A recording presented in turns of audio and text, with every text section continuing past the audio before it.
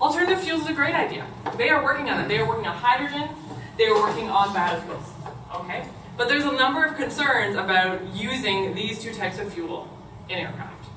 Okay, liquid hydrogen, there's concerns over whether the production will actually produce more greenhouse gas emissions than the consumption would limit. Okay, so is it carbon neutral, and how soon could it actually happen? And sort of some commentators will say, well, if the whole economy shifted towards hydrogen, then maybe this would happen sooner.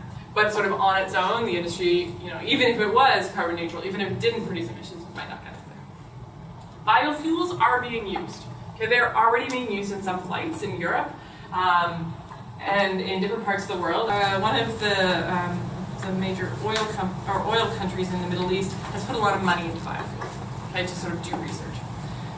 Challenges are around biofuels in aviation, as they are in sort of biofuel use generally speaking. Questions over whether that land should be used to produce food instead of biofuels. Okay, whether it should be protected for other reasons instead of being biofuels. There are also concerns over, will these fuels freeze at altitudes of 40,000 feet? Okay, that is a question. Right now, biofuels are being used at short-haul flights that do not go to those same altitudes.